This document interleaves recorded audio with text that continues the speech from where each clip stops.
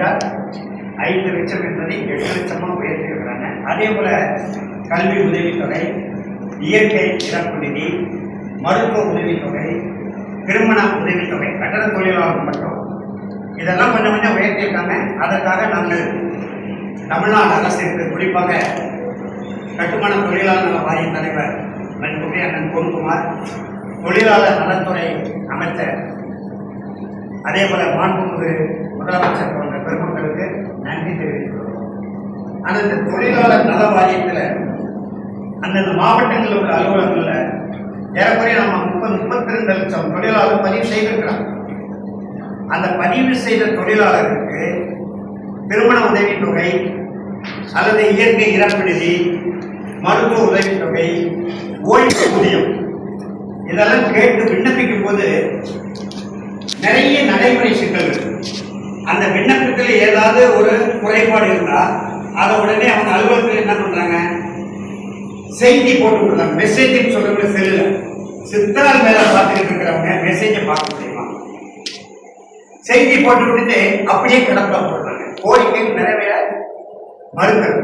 எந்த உதவி திட்டம் பண்ணாங்க? உதாரணத்துக்கு என்னுடைய வாழ்க்கை துணை வேற இறந்துதான் தொழிற்கையிலே சென்றாலும் பதிவு பண்ணிடலாம். கட்டணத்தில் வேலை பார்க்கணும். அந்த இறப்பு நிதி 55,000 ரூபாய், 50,000 ரூபாய் இயற்கை இறப்பு நிதி, 5,000 ரூபாய் இஎம்ஐ செலுத்து நிதி. அப்ப 55,000 ரூபாய். இந்த 55,000 ரூபாய் பெறுவதற்கு எல்லா வகையான சான்றையும் கொடுத்தாச்சு. கொடுத்த பிறகு இப்ப நான் பேரூராட்சி மன்றத்துல அல்லது நகராட்சியில மாநகராட்சியில வாழ்ந்தா அல்லது ஊராட்சியில வந்தா அவங்க வேறு ஏதாவது ஒரு உதவித்தொகை இவங்களுக்கு வழங்கப்பட்டிருக்கான அந்த அலுவலகத்தை கேட்டு தெளிவுபடுது. அதை நாமளே பெற்று தருவதற்கு 3 மாதம் கழித்து நமக்கு செய்தி வருது. நம்ம எப்படி செய்து பார்க்க முடியும்?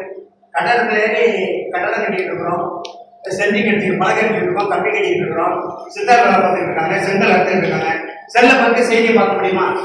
இதனால ஏராளமான பேருடைய உதவி தொகைகள், பல வகையான உதவி தொகைகள் பெற முடியாமல் இருக்கு. அதனால்தான் இந்த கோரிக்கைகளை நம்முடைய மாண்பு தொழிலாளர் துறை அமைச்சருக்கும் மாண்பு முதலமைச்சருடைய கவனத்துக்கும் கொண்டுட்டு உடனடியாக இதுல நிர்வாக உடன்பாடுகளை சரி செய்து ஒரு விண்ணப்பம், இப்ப திருமண உதவித்தொகை அல்லது கல்வி உதவித்தொகை அல்லது ஓய்வு ஊதியம் அல்லது விபத்து கால உதவி நிதி கேட்டா அது குறைபாடு கடிதம் மூலம் தொழிலாளருக்கு அலுவலகத்திலிருந்து வரணும். அல்லது எந்த தொழில் சங்கத்தின் மூலம் நம்ம பதிவு பண்ணியிருக்கோம் அந்த தொழில் சங்கத்துக்காக அவங்க ஒரு இந்த மாதிரி ஒரு குறிப்பு இருக்கு, ஒரு ஆவணம் வைக்கிற, அகவை சான்று, அதாவது வயது சான்று வைக்கிற, ஆதார் அட்டை வைக்கிற, குடும்ப அட்டை வைக்கிற என்று கடிதம் எழுத்து பொறுமை என்னென்ன குறைபாடுகள் இருக்கோ என்னென்ன தேவையோ அது கடிதம் பொறுமை தெரிவிக்கிறது.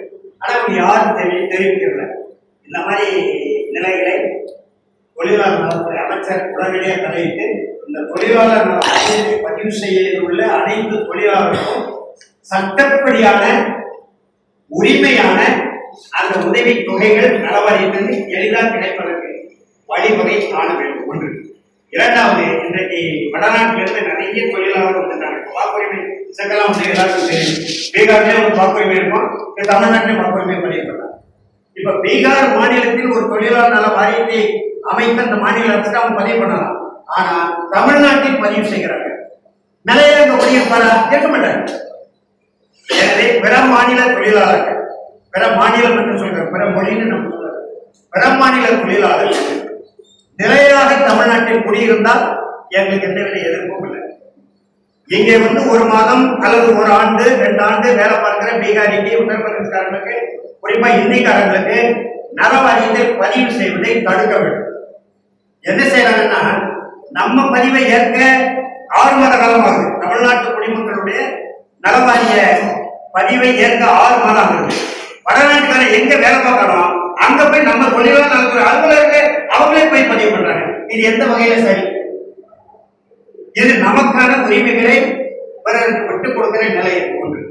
இரண்டாவது முக்கியமான செய்தி நான் என்ன சொல்றேன்னா, எங்களுக்கு 7,000 கோடி ரூபாய் கட்டுமான தொழிலாளர்களுக்கு ஏறக்குறை 7,000 கோடி ரூபாய் எங்க நிதி இருக்கு. அந்த 7,000 கோடி ரூபாய் நிதிய 5,000 கோடி எடுத்துட்டாங்க. யார் எடுத்தா?